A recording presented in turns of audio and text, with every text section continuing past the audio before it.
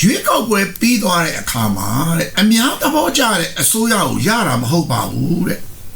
မဲပေးတဲ့သူအများစုသဘောကျတဲ့အစိုးရကိုရတာပါဟုတ်ကဲ့ပါရှင်ကျွန်တော်တို့အခုလာမယ်ပေါ့လေဒီဇင်ဘာ28ရက်ဆိုရင်ကျွန်တော်တို့ရွေးကောက်ပွဲစတင်ပါပြီဟုတ်ကဲ့ပါရွေးကောက်ပွဲနဲ့ပတ်သက်လို့လဲပေါ့လေအတန်တွေအမျိုးမျိုးထွက်နေကြပါတယ်ဟုတ်ကဲ့မဲပေးဖို့စိတ်ဝင်စားရလို့ရှိတယ်လို့မဲမပေးဘူးလို့ဆုံးဖြတ်ထားတယ်လို့လည်းရှိမှာပါဟုတ်ကဲ့တခါမဲမပေးဘူးကျွန်တော်တို့ကဒီလှုံ့ဆော်ရလို့လည်းရှိမှာပဲအဲ့တော့မဲပေးခြင်းနဲ့ပတ်သက်လို့ကျွန်တော်ကနေပြီးတော့ဒီကမ္ဘာမှာရှိတဲ့ပေါ့လေဒီမိုကရေစီထွန်းကားတဲ့နိုင်ငံကသူတွေရဲ့အစိုးအမိန့်လေးတွေကိုကျွန်တော်ကဒီနေ့ဝေမျှချင်ပါတယ်ဟုတ်ကဲ့ပါဆရာအဲ့တော့ပထမဦးဆုံးပြောချင်တဲ့အစိုးအမိန့်လေးကတော့အမေရိကန်နိုင်ငံကလွှတ်တော်အမတ်လည်းဖြစ်သူ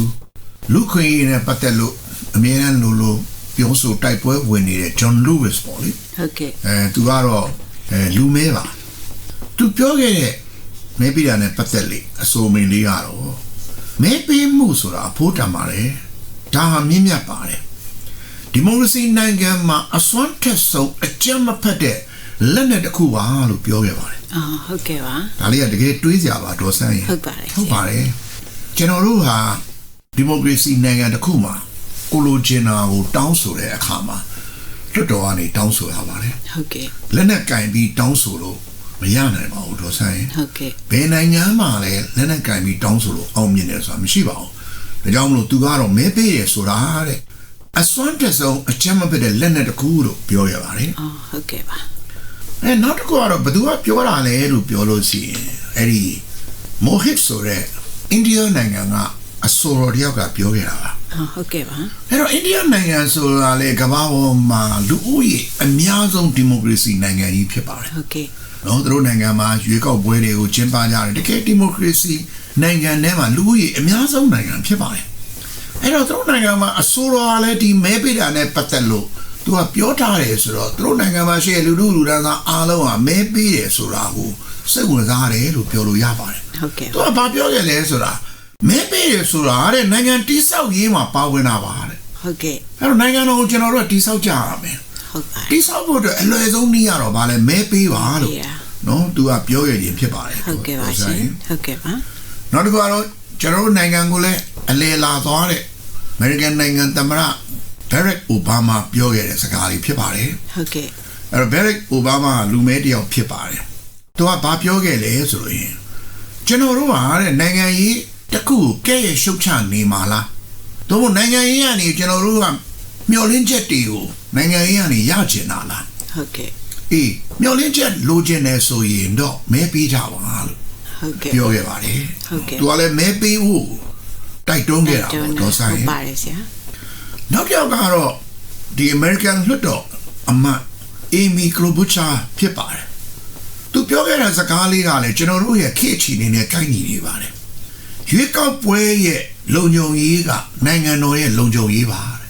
ဟုတ်တာပေါ့တော့ဆိုင်ဟုတ်ကဲ့ရွေးကောက်ပွဲဆိုတာဒီမိုကရေစီနိုင်ငံတစ်ခုမှာမရှိမဖြစ်လို့အပ်တဲ့အရာတစ်ခုပဲလေဟုတ်ကဲ့မှန်ပါတယ်အဲ့တော့ရွေးကောက်ပွဲကိုတော့ကျွန်တော်တို့ကလုံလုံခြုံခြုံမလုပ်နိုင်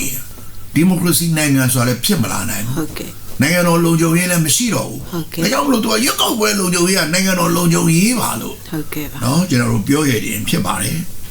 နောက်တစ်ခုကတော့ဒီထိုင်ဝမ်နိုင်ငံပေါ့နော်ဟုတ်ကဲ့ထိုင်ဝမ်နိုင်ငံကသမ္မတဖြစ်တဲ့Mr. Chen ဆိုတဲ့လူက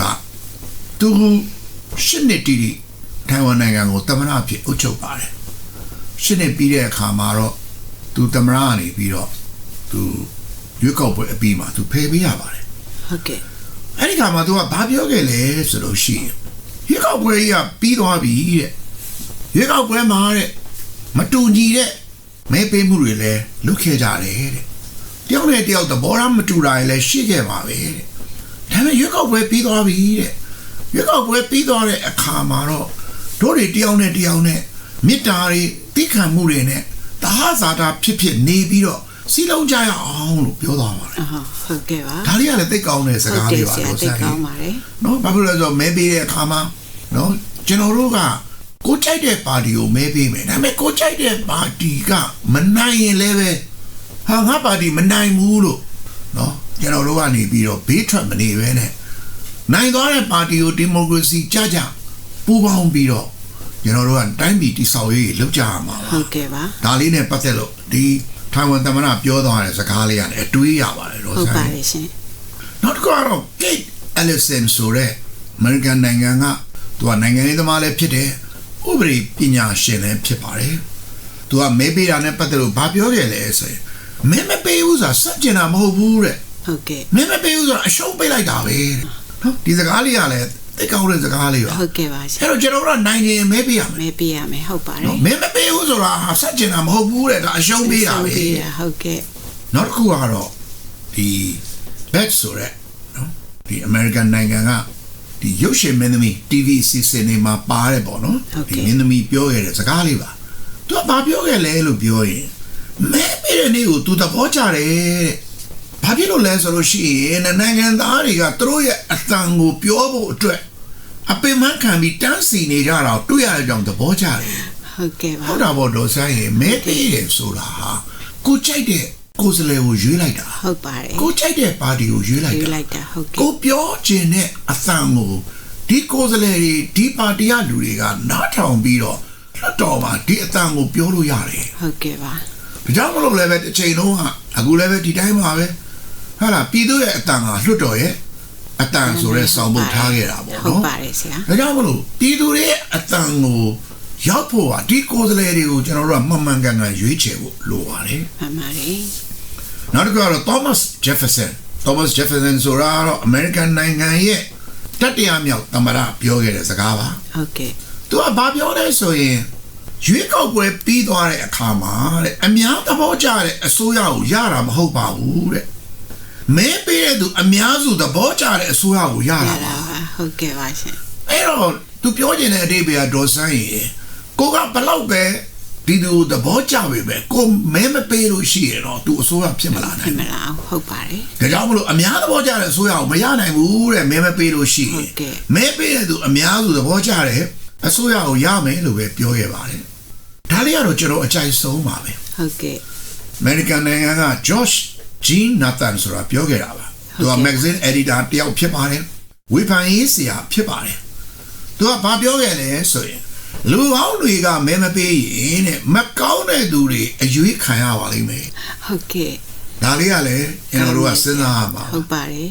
နောက်တစ်ခါတော့ American နိုင်ငံက16ရောက်မြောက်သမ္မတဖြစ်တဲ့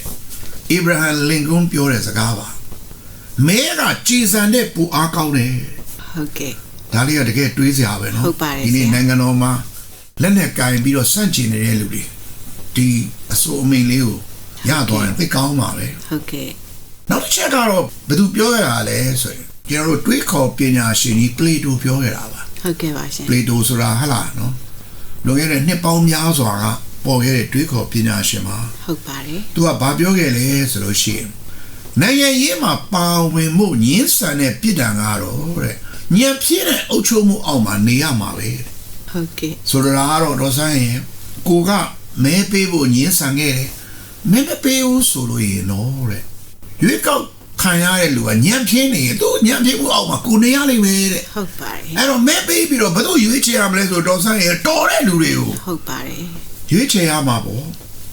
နောက်တစ်ခုကတော့ John F Kennedy နော် American သမ္မတလောက်ကြံခံရတဲ့သမ္မတကြီးပြောသွားတာပါ